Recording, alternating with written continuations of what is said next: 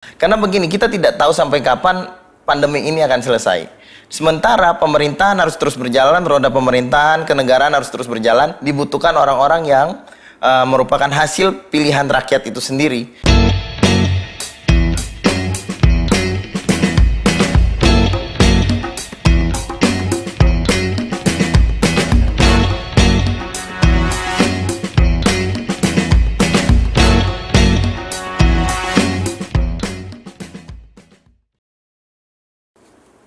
Semangat pagi Indonesia, para sahabat sang kakek dimanapun berada. Pagi hari ini kita kedatangan seorang tamu, tokoh pemuda kita. Ya, bekas ketua umum, mantan ya, ketua umum Gerakan Mahasiswa Nasional Indonesia, Krisman Damanik. Nah, ini kalau udah bicara tentang pemuda kita selalu bergairah dan penuh semangat. Karena apalagi menjelang Sumpah Pemuda bulan depan.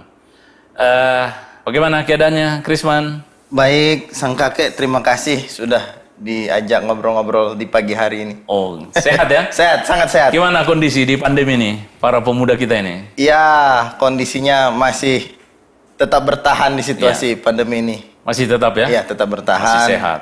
Kondisi syukur semua sehat, tidak ada masalah. Oke. Gini, ini kan masa pandemi ini menimbulkan banyak masalah. Betul. Baik di pemerintahan dan di tingkat kita juga masyarakat. Kesadaran dan disiplin kita untuk menghadapi pandemi ini masih terasa sangat kurang dengan protokol kesehatan. Gimana pandangan sebagai tokoh pemuda tentang disiplin kita menghadapi pandemi?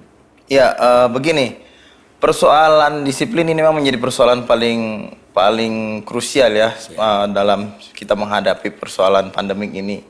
Karena kalau kita tidak tertib, nah ini persoalan yang paling besar. Pertama, pemerintah sudah upayakan dengan ketertiban dengan protokol yang dimuat, kemudian dengan aparat-aparat, tapi faktanya masih banyak juga ditemukan, kita lihat di media-media sosial, di televisi dan segala macam, masyarakat yang masih belum tertib dengan protokol kesehatan ini. Nah, ini tentu memang menjadi suatu persoalan yang terus-menerus harus kita cari solusinya. Persoalannya hanya kembali kepada diri sendiri.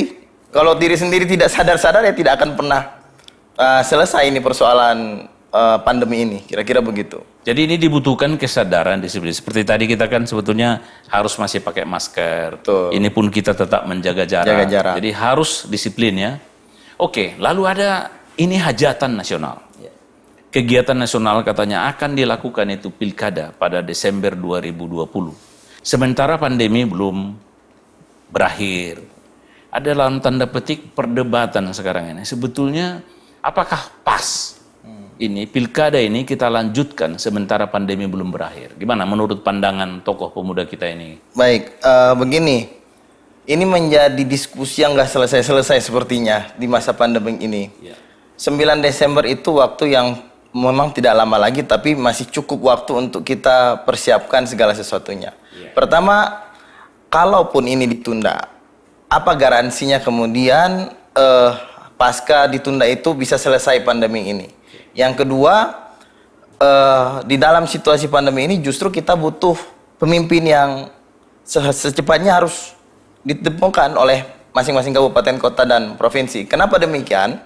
Karena untuk mengeksekusi segala sesuatu ini kan tidak bisa dilakukan oleh begini. Kalau tidak dilakukan pemilihan kepala daerah, maka harus ditentukan PLT atau PJS. Ya.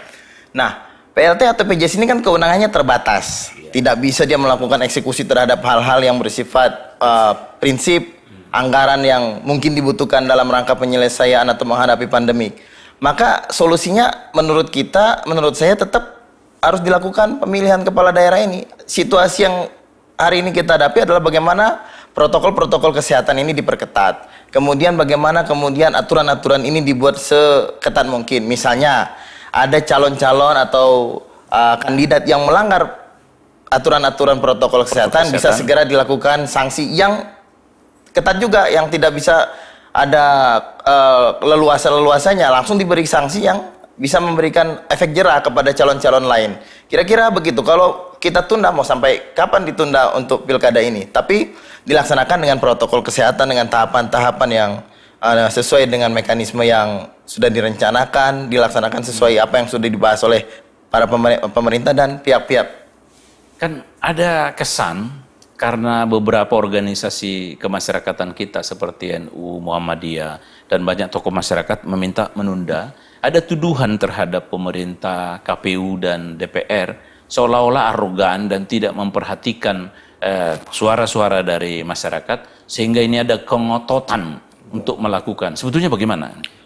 Begini, kalau harapan dari kelompok-kelompok NU dan Muhammadiyah, saudara-saudara kita, itu tentu itikadnya baik. Pertama, yang kita lihat adalah itikat baik bagaimana menyelamatkan nyawa manusia di tengah situasi hari ini apabila dilaksanakan pilkada, kan kira-kira begitu. Ya.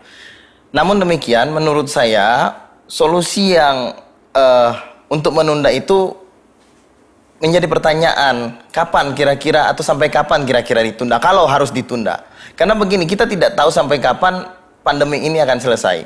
Sementara pemerintahan harus terus berjalan, roda pemerintahan, kenegaraan harus terus berjalan, dibutuhkan orang-orang yang merupakan hasil pilihan rakyat itu sendiri, yang tidak bisa juga ditunda terlalu lama. Ini kan sudah bagian dari penundaan juga sebenarnya tanggal 9 Desember ini. Nah, karena 9 Desember ini sudah disepakati oleh para penentu keputusan di beberapa waktu yang lalu, maka kemudian sebenarnya tinggal dilaksanakan secara gotong royong saja ini proses pemilihan 9 Desember besok ini. Oke. Jadi berarti bukan pilkadanya harus ditunda, tapi bagaimana kita mendisiplinkan diri, membangun semangat gotong royong untuk bisa menjalankan protokol kesehatan supaya pilkada berlangsung, tapi kesehatan masyarakat juga tetap terjaga. Kira-kira begitu. Ya, kira-kira begitu. Jadi persoalannya bukan pada pilkada. Pilkada apapun yang terjadi, ya pilkada ini akan terus berjalan, kan begitu. Cuman tinggal hari ini bagaimana sih supaya tidak menciptakan klaster-klaster baru. Bagaimana tidak menciptakan penyebaran-penyebaran baru. Pertama, masyarakatnya diajak disiplin, yang akan memilih, yang akan melaksanakan kampanye-kampanye, dibikin aturan-aturan kepada para calon untuk bisa tertib terhadap proses kampanye dan proses pilkada ini. Kira-kira kalau kemudian ada yang melanggar, beri sanksi. Kan ini juga ada kesannya ketika sudah dimulai prosesnya 4-6 September yang lalu pendaftaran itu, banyak juga yang melanggar dan tidak ditindak. Itu yang dalam tanda petik juga menjadi dasar alasan dari orang yang meminta untuk ditunda. Ini gimana? Sebetulnya disiplin para paslon ini, pasangan calon ini, dan kan udah disebut 30 orang yang boleh paling maksimal ikut. Tapi ini ternyata berduyun-duyun juga, beratus-ratus, dan seolah-olah tidak ada juga penegakan hukum. Gimana? Betul, makanya hukum ini kan ada instrumennya. Ya. Ada instrumen, ada peraturannya, ada aparat hukumnya. Nah, kalau instrumen hukum ini semua dipenuhi, misalnya dibuat aturan yang tegas, jangan lagi aturan yang tidak tegas misalnya. Aturan yang tegas, apabila pasangan calon melanggar protokol kesehatan, maka langsung didiskualifikasi, atau misalnya dipotong masa kampanyenya, atau sanksi-sanksi lain yang bersifat konkret.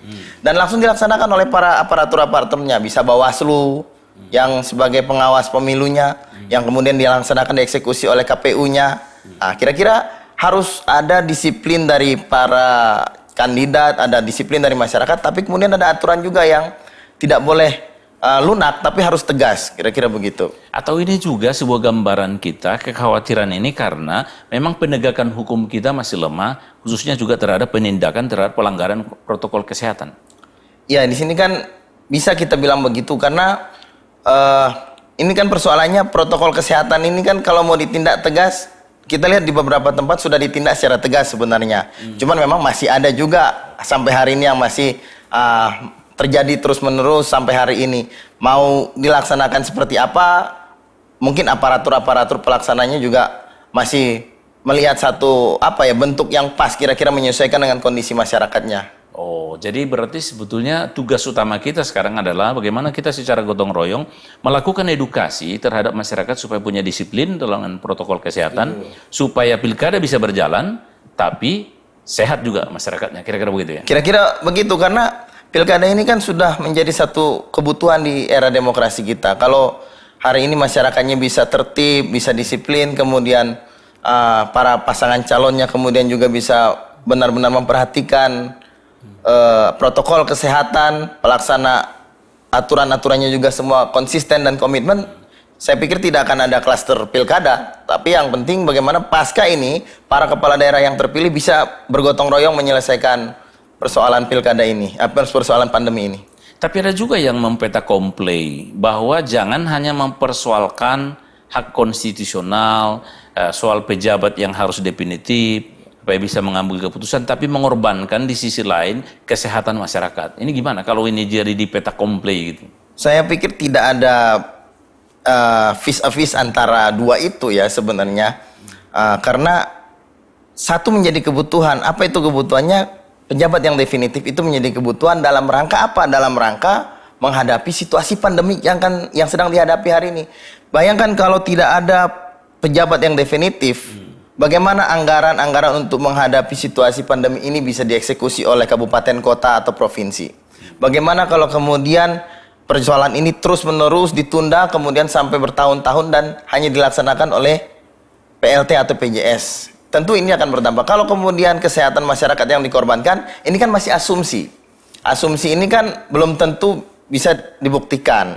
Nah, bagaimana supaya tidak terjadi korban atau kemudian pandemi ini bertambah? Ya dilakukan protokol kesehatan dan aturan-aturan yang ketat yang kita diskusikan tadi. Oke, jadi persoalannya bukan di pilkadanya, ditunda atau tidak ditunda. Ya. Persoalannya adalah bagaimana kita mengedukasi masyarakat kita. Betul. Untuk tertib, disiplin, dan secara bergotong royong begitu ya. Betul, betul. Memikirkan bahwa pandemi ini adalah masalah kita sebagai bangsa. Betul. Jadi jangan sampai mengorbankan hak-hak kita juga mendapatkan kepala daerah yang punya kekuasaan dan punya kebijakan untuk menentukan juga menghadapi pandemi juga. Betul. Ya. Jadi masalahnya ini seperti lingkaran setan ini ya. Iya. Jadi jangan dipetakomplei. Iya. Tapi seharusnya kita sinergikan. Betul. Bahwa pilkada itu penting secara konstitusi dalam rangka hak demokrasi, kesehatan juga penting. Bukan tidak bisa kita raih dua-dua. Kalau dalam tanda petik bangsa ini bergotong royong begitu tadi ya. Ini semangat bergotong royong gaya Soekarno ini. Karena ini mantan ketua umum Gerakan Mahasiswa Nasional Indonesia. Oke, kira-kira pandangan Krisman ini, Damanik sebagai tokoh pemuda, bagaimana? Ada nggak kira-kira pemikiran tentang edukasi yang mau kita lakukan supaya ini jangan dipetakomplei, tapi kita bisa melakukan pilkada, tapi kesehatan masyarakat juga tidak terganggu? Ya, begini. Hari ini mari kita gotong royong semua pihak. Baik masyarakat, baik penyelenggara pilkadanya, pemilunya, baik pemerintahnya, baik Bawaslunya, baik seluruh partai dan pihak-pihak manapun. Karena pemilu ini bisa sukses dan tidak mendatangkan klaster baru atau pandemi ini semakin luas kalau ada gotong royong itu. Kalau masih ada yang kemudian tidak tertib secara protokol kesehatan, kemudian masih menggunakan ini juga untuk saling sikut-menyikut atau sindir-menyindir, maka akan sulit. Nah, maka perlu gotong royong seluruh pihak. Maka kesempatan yang sangat bagus ini kita perlu juga mengajak masyarakat, mari sama-sama kita gotong royong untuk mensukseskan pilkada 9 Desember besok supaya berjalan lancar, kita dapat kepala daerah yang baru yang tentu merupakan hasil pilihan rakyat berdasarkan satu proses yang demokratis dan masyarakat tidak ada yang terkena pandemik atau tidak ada yang terkena dampak dari yang selama ini dikhawatirkan oleh sebagian masyarakat di Indonesia. Luar biasa ini tokoh pemuda kita ini. Artinya apa pesan dari tokoh pemuda kita ini, Krisman Damanik, bahwa bukan persoalannya di pilkada, tapi masalahnya adalah bagaimana kita sebagai bangsa, sebagai masyarakat menjalankan prinsip gotong royong, tidak saling menyalahkan, tapi mengutamakan kepentingan bangsa secara bergotong royong, bukan ego kita masing-masing. Kan kira-kira begitu ya? Betul sekali. Nah, jadi dengan demikian, kalau seorang tokoh pemuda seperti Krisman Damanik menyampaikan pesan yang sedemikian edukatif, bisakah para elit bangsa ini yang dengan segala kepentingannya selalu melakukan petakomplei, perdebatan tidak ada habis-habisnya tentang pilkada atau tidak pilkada, ditunda atau tidak ditunda, dan dipetakomplei lagi pilkada di satu sisi, menjalankan hak demokrasi, kesehatan masyarakat di sisi lain. Sementara menurut Krisman Damanik tadi, tidak perlu dipetakomplei, tapi kita sinergikan, kita bergotong royong, menjalankan protokol kesehatan, mengedukasi masyarakat, Tapi yang paling utama kayaknya di edukasi pesannya harus elit-elit bangsa yang suka apa ini? Gimana kira-kira pandangannya terhadap para elit kita ini? Para elit juga perlu juga sama-sama kita lihat bahwa persoalan pandemi inilah persoalan bersama. Bukan persoalan 1-2 orang, bukan persoalan kelompok A, kelompok B. Bukan persoalan pemerintah ya? Bukan persoalan pemerintahan sih, tapi persoalan kita seluruh bangsa Indonesia.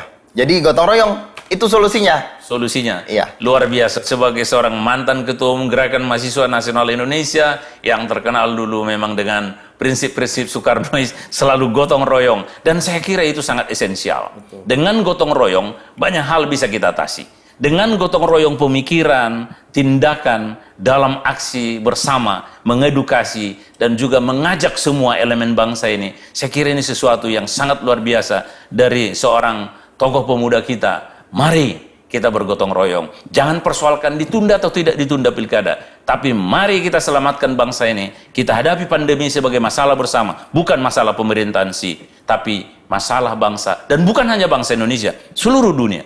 Mari kita bersatu padu juga antar bangsa untuk menemukan vaksin dan bisa mengatasi pandemi ini. Demikian percakapan kita yang luar biasa ini. Ide-ide brilian dari para pemuda kita. Kita harapkan ke depan bahwa para pemuda seperti Kris Mandamanik akan mampu menjadi pemimpin yang baik bagi bangsa ini ke masa depan, sehingga kita bisa mengelola bangsa ini dengan gotong royong, dengan bersatu padu. Para sahabat, sang kakek, memang waktu tidak terasa diskusi dengan tokoh pemuda kita ini. Jangan lupa menonton dan memberikan like, comment, dan subscribe Sang Kakek Network yang selalu menyajikan konten yang informatif, menarik, dan solutif. Demikian percakapan kita pada pagi hari ini dengan tokoh pemuda kita Kris Mandamanik. Kita berharap bahwa ini ada waktu mendatang kita akan bisa lagi berdiskusi tentang masalah-masalah kebangsaan kita dan semangat gotong royong yang disampaikan oleh tokoh kita tadi, Kris Mandamanik. Demikian mungkin diskusi kita sampai di sini dulu. Sampai bertemu pada waktu yang kesempatan yang akan datang. Terima kasih. Terima kasih, Sang Kakek.